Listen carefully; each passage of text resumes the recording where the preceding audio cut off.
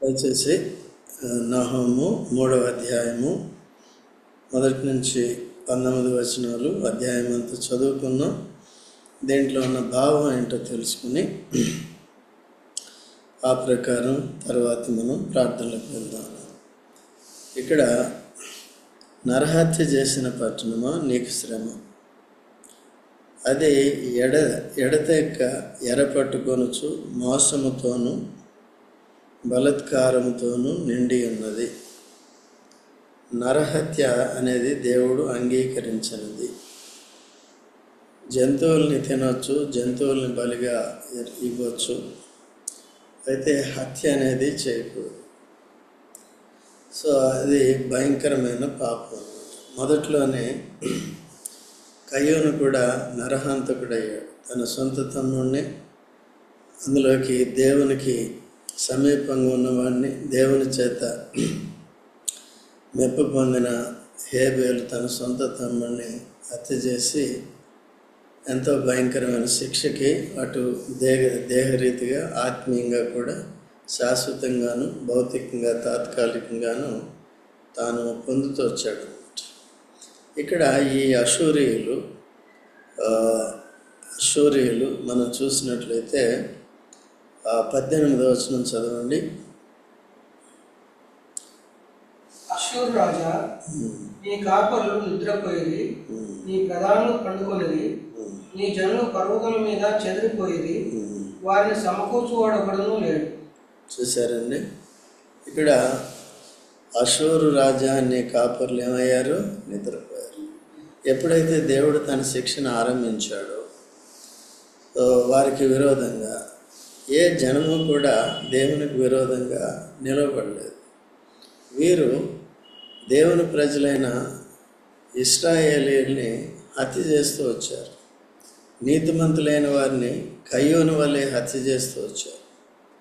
ఆ కారణం చేత దేవుని యొక్క కోపము ఈ అషూరియులకి విరోధంగా వచ్చింది. ఈ పైన చదవబడిన వాటన్నిటిలో కూడా మనం చూసినప్పుడు ఏ విధంగా ఆ పట్టణం నాశనం అయిపోయిందో చూడండి. 6వ వచనం. 10 మంది ఎదుట నీ మీద మాలిన్యం వేసి నిన్ను అవమానపరచుదురు. అప్పుడు నిన్ను చూచువారందరూ నీ యుద్ధ నుండి పారిపోయి నినవే పాడైపోయినే, దాని కొరకు అంగలార్చువాడు ఎవరు? నిన్ను ఓదార్చు వారిని ఎక్కడి నుండి పిలుచుకొని వచ్చేదమో అందరూ. కాబట్టి ఈ విధంగా నిస్సహాయ పరిస్థితుల్లోకి వచ్చేస్తుంది. అందుకనే దేవునికి విరోధంగా ఉండే ఏ వ్యక్తి అయినా కానీ, ఏ దేశమైనా కానీ, ఏ ప్రజ అయినా కానీ నిలవదు. దేవుని ఎరిగిన వారే కావచ్చు, ఎరగని వారే కావచ్చు, ఒకరికి విరోధంగా ఒకరు పోరాటం అది దేవుడు అంగీకరించే కార్యం కాదు.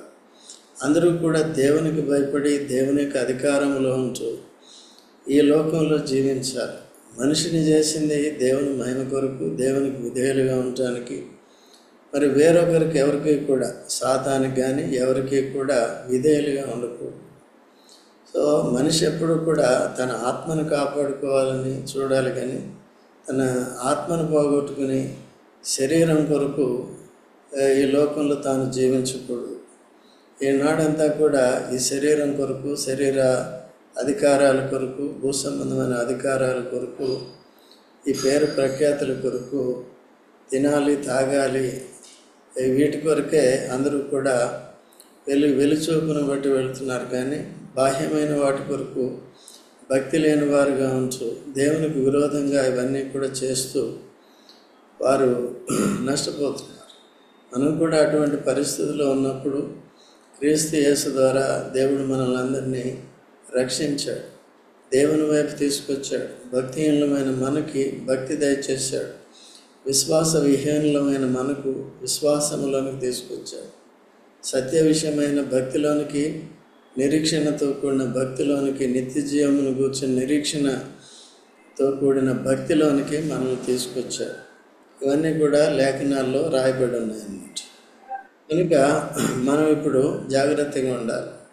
దేవుడు ఎవరిని కూడా వదిలిపెట్టడు, జాగ్రత్తగా నడుచుకునేది మనం చూసుకోవాలి.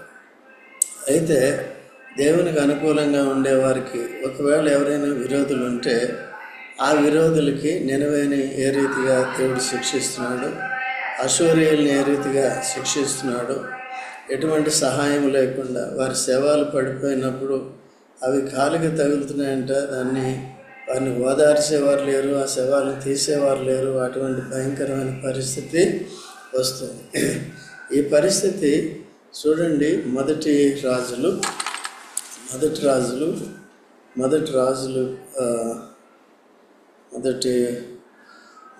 సమయాలు 24:15 నుండి చదవండి. త్వరగా తీసిన వాళ్ళు చదవండి అమ్మా, తీసి రెడీగా పెట్టుకోండి. కొద్దిగా లేట్ అవుతుంది, మాధవి కూడా లేట్ చేస్తుంది. తీసి యెహోవా నీకును నాకును మధ్య న్యాయాధిపతి తీర్పు తీర్చుగాక. ఆయనే సంగతి విచారించి నా పక్షమున వ్యాజ్యమాడి నీ వశము కాకుండా నన్ను నిర్దోషిగా తీర్చుగాక. దావీదు ఈ మాటలు సౌలుతో మాట్లాడి చాలింపగా, సౌలు దావీదా నాయన ఈ పలుకు నీదేనా అని బిగ్గరగా ఏడ్చి దావీదుతో ఇట్లనెను, యెహోవా నన్ను నీ చేతికి అప్పగింపగా నన్ను చంపగా విడిచినందుకు ఈ దినమున నీవు నన్ను చంపక విడిపించినందుకు ఈ దినమున నీవు నా అపకారమునకు ఉపకారము చేసిన వాడవై నా ఎడల నీకున్న ఉపకార బుద్ధిని వెల్లడి చేసితివి కనుక నీవు నాకంటే నీతిపరుడవు. Very good. ఇక్కడ ఇదంతా మీరు తర్వాత చదువుకోవచ్చు. మొదటి సమయాలు 24వ అధ్యాయము మొదటి నుంచి కొన్ని వచనాలు చదువుకున్నప్పుడు సౌలు దావీదుని తరుముతూ ఉంటాడు. దావీదు తను ఎందుకంటే తిరిగి కొట్టగలడు, గొలియాతుని చంపిన వ్యక్తి ఈయన్ని చంపటం పెద్ద సమస్య కాదు, కానీ ఏంటంటే నీతిమంతుని కొట్టకూడదని తాను చెప్తాడనమాట. కీర్తనలో కూడా రాస్తాడు. 141వ కీర్తన 6వ వచనం చదవండి. మాధవి చదువు త్వరగా తీసి పెట్టుకో, మైక్ ఓపెన్ చేసి పెట్టుకో, లేకపోతే ఎవరైనా స్పీడ్గా చదివేవాళ్ళు చదువు. వారి న్యాయాధిపతులు కొండపేట మీద నుండి పడద్రోయబడుదురు. అది కాదు నీతిమంతుడు కొట్టుట. చూడండి 145 చూడండి, 5వ వచనం చదవమ్మా, చదువు తీసి ఝాన్సీ చదువు. నీతిమంతులు నన్ను కొట్టుట నాకు ఉపకారము, వారు నన్ను గద్దించుట నాకు తైలాభిషేకం. 5వ వచనం అట్లా చూసుకోవాలి. అయ్యగారు నువ్వు టెన్షన్ పడుకో, okay? I'm not a tiger, ఓకేనా? టెన్షన్ పడుకో, వాక్యం చెప్పేటప్పుడు కూడా టెన్షన్ పడుకో. సో అలాగా నీతిమంతుడు కొట్టడం నాకేమండి ఉపకారం. ఆయన నీతిమంతుడు దేవుని చేత ఏర్పరచబడ్డాడు, తప్పిపోయాడు, అయితే శరీరానుసారంగా ప్రవర్తిస్తున్నాడు. సో నన్ను దేవుడు ఏర్పరచుకున్నాడు. నా అంతటి నేనే రాలేదు, ఇశ్రాయేలుకి రాజు అవుతానని దేవుడే నన్ను అభిషేకించాడు. ఎందుకంటే నువ్వు చేసిన తప్పు, దేవుని మాటకి విధేయత చూపించలేదు సౌలు రాజు. సో తన తప్పులు పక్కన పెట్టుకుని ఇంకేం చేస్తున్నాడంటే దేవుడు ఏర్పరచుకున్న వ్యక్తిని తాను సంహరించడానికి, నరహత్య చేయటానికి తాను ఎంతో ప్రయత్నం చేస్తున్నాడు.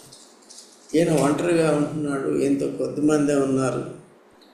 తర్వాత ఈయన దగ్గర పెద్ద ఆయుధాలు కానీ అట్లాంటివి కూడా ఏమి లేవు. అటువంటి సమయంలో ఆయన అరణ్యంలో వెళ్ళవలసి వచ్చింది. సో అక్కడ ఏమైందంటే అక్కడే ఈ సౌలు తన సైన్యంతో వచ్చాడు, రాత్రి నిద్రపోయాడు. ఆ సంగతి దావీదు చూశాడు, కనుగొన్నాడు. దావీదుకి దొరికాడు. దావీదు కావాలంటే సౌలుని చంపేయచ్చు. తన బాడీ గార్డ్ కూడా పక్కన నిద్రపోయాడు. ఈయన రాత్రి వేళ మెల్లగా సడీ చప్పుడు లేకుండా పండుకొని ఉన్న సౌలు దగ్గరికి వెళ్ళాడు. వెళ్ళిన తర్వాత ఆ వస్త్రపు చెంగుని కట్ చేసుకుని నీళ్ళ గుడ్డిని చెప్తారుగా చెప్పు ఈటని నీలబుడ్డి ఈటే కట్ చేయడం అది ఇంకో దగ్గర. ఓకే, అది రెండోసారి మొత్తం 2 కలుపుతాం. ఓకే, దొరుకుతాడు. దొరికిన సందర్భంలో కూడా తను ఏం చేయడు. ఎందుకంటే నేను నిన్ను చంపగలను, కానీ నేను నరహత్య చెయ్యను, అభిషేకించిన వాడిని ముట్టును. ఒకవేళ అని తాను ఏం చేశాడంటే అలా చేశాడు. బయటకు వచ్చిన తర్వాత పిలిస్తే చూడు అంటే ఆయన చూపిస్తాడు. దావీదా నాయన, ఇది నీ స్వరమేనా? ఆయనకేమో క్రోధం ఉంది, ఈయనకేమో దయ ఉంది కదా. సో అటువంటి స్వభావము ఉన్నవారిని ఆ దేవుడే నేరుగా శిక్షిస్తాడు అన్నమాట. చివరికి సౌలు రాజుని దేవుడే శిక్షించాడు. సౌలు రాజుని మాత్రమే కాదు కానీ తన కుమారుడు ఈవెన్ యోనాతాను కూడా, దావీదుని ప్రేమించిన వాడు కూడా చనిపోయాడు. ఎందుకంటే తన తర్వాత తన కుమారుడు యోనాతాను తన స్థానంలో రాజుగా ఉండాలని కోరుకున్నాడు. ఆ ఉద్దేశాలు నెరవేర్చబడ్డం అన్నమాట. యోనాతాను చాలా మంచోడు అయినప్పటికీ కూడా తండ్రిని బట్టి కూడా చనిపోయాడు. వారి కుటుంబీకులందరూ చనిపోయారు. యోనాతాను కుమారుడే మిగిలాడు, మెఫీబోషెత్ మిగిలాడు. ఇంకొకరు ఇఫోబోషెత్ ఎవరు ఉన్నారు, వాళ్ళు మిగిలారు.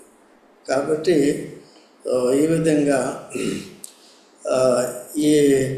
ఈవెన్ విశ్వాసుల్లో సైతము ఈ దినాల్లో అటువంటి ఈర్ష్య అనేది ఉంటుందన్నమాట. ఎప్పుడైతే స్వార్థాలు ఉంటాయో, అధికారాలు కోరుకుంటారో, లేకపోతే ఏదోటి అల్టీరియర్ మోటివ్స్ అంటారు, స్వార్థంతో కూడిన మోటివ్స్, ఉద్దేశాలు ఏమున్నప్పటికీ కూడా అవి నెరవేర్చుకోవాలి. మనం భక్తి కలిగి భయం కలిగి ఉంటే దేవుడే మనల్ని అందరినీ హెచ్చిస్తాడు. బైబిల్లో ఉన్నవారందరూ కూడా ఆ విధంగా వర్ధిల్లిన వారే తప్ప బలత్కారంగా అధికారాన్ని సంపాదించుకున్న వారు కూలిపోయారు, చనిపోయారు, అధికారాలను కోల్పోయారు. ఈ భౌతికమైన వాటి కొరకు మనం ప్రాకులాడుకోవాలి. నేటి సందర్భాల్లో కూడా ఆ రీతిగా ఉంటున్నాయి అన్నమాట. అలా లేకుండా మనం చాలా జాగ్రత్తగా ఉండాలి. ఇప్పుడు నహోములోకి రండి. నహోము 3వ అధ్యాయము 19వ వచనం. నహోము 3:19 చదవండి. నీకు తగిలిన దెబ్బ బహు చెడ్డది, నీ గాయమునకు చికిత్స ఎవడునూ చేయజాలడు. జనులందరూ ఎడతెగక నీ చేత హింస నొందిరి. నిన్ను గూర్చిన వార్త వినువారందరూ నీ విషయమై చప్పట్లు కొట్టుదురు. నీకు తగిలిన దెబ్బ బహు చెడ్డది, నీ గాయమునకు చికిత్స ఎవ్వడు కూడా చేయలేడు. కాబట్టి అందుకనే మనందరికీ కూడా అటువంటి దెబ్బలే ఉన్నాయి. ఈవెన్ ఇశ్రాయేల్ కూడా యెషయా గ్రంథంలో అరికాల నుంచి నన్నెత్తి వరకు స్వస్థత లేదు, పచ్చపుళ్ళు ఉన్నాయి, గట్టి దెబ్బ. అంటే ఇక నరకం అంటే అది మామూలు దెబ్బ కాదు, అది దండన, మామూలు దండన కాదు. అయితే మనల్ని అందరినీ స్వస్థపరచడానికి ఈవెన్ అటువంటి గట్టి దెబ్బ తగిలిన మనల్ని అందరినీ కూడా భక్తిహీనతను బట్టి తగిలిన దెబ్బ అంతా, ఈవెన్ నరహంతకులు కూడా ఎవరైనా సరే గట్టి దెబ్బ తగిలిన వారందరూ కూడా రక్షణ పొందటానికి, స్వస్థత పొందటానికి, నరకం నుంచి కూడా తప్పించుకోవటానికి యేసుక్రీస్తు ప్రభు గాయపరచబడ్డాడు. తాను పొందిన దెబ్బల చేత మనకి స్వస్థత కలుగుతుంది. ఆ గట్టి దెబ్బ యేసు ప్రభు సిలువలో మనందరి కొరకు పొందాడు. సో కాబట్టి క్రీస్తు యేసు ద్వారా మనం విడుదల పొంది భక్తి కలిగి జాగ్రత్తగా ఉండాలి. నినవే పట్టణస్థుల వల్ల మనం ఉండకూడదు. సౌలు రాజు దావీదును తరిమినట్టుగా మన సొంత ఉద్దేశాలు, స్వార్థాలు నెరవేర్చుకునే రీతిగా ఉండకుండా జాగ్రత్తగా చూడాలి. తన కుటుంబమే పాలన చేయాలి అన్నట్టుగా ఉండకూడదు. దేవుడిని ఎవరిని ఏర్పరచుకుంటే వాళ్ళని మనం అనుమతించడం ద్వారా మనకి క్షేమం అనేది వస్తుందన్నమాట. అటువంటి తారతమ్యాలు లేకుండా మనం కూడా సంఘంలో పరిచర్య చేయాలి, చేసి ఆ విధంగా కొనసాగాలి. ప్రార్థనలోకి వెళ్దాం.